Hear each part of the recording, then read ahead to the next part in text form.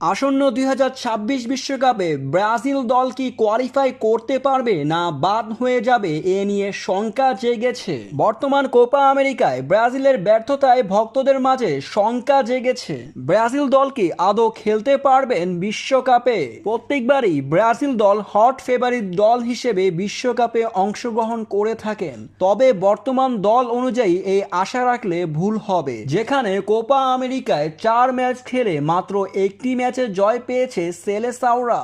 2026 বিশ্বকাপে মোট 48টি দল খেলবে, যেখানে দক্ষিণ আমেরিকা থেকে সরাসরি খেলবে 6টি দল। 2026 বিশ্বকাপের বাছাই পর্বের এখন পর্যন্ত 6 ম্যাচ খেলে ফেলেছে ব্রাজিল দল, যেখানে ব্রাজিল দল মাত্র 2টি ম্যাচে জয়লাভ করেছে। পয়েন্ট টেবিলে 6 নম্বরে অবস্থান করছেন সেলেসাওরা। তবে বিশ্বকাপের বাছাই পর্ব শেষ হওয়া পর্যন্ত যদি ব্রাজিল দল 6 নম্বরে অবস্থান করতে পারে তাহলে সরাসরি খেলতে পারবে বিশ্বকাপে। সেলেসাওরা যদি বিশ্বকাপে খেলতে যায় তাহলে পরবর্তী ম্যাচ ইকুয়েডরের বিপক্ষে অবশ্যই জিততে হবে তাদের। তা না হলে ব্রাজিল দল শঙ্কায় পড়ে যাবে 2026 বিশ্বকাপে কোয়ালিফাই করতে।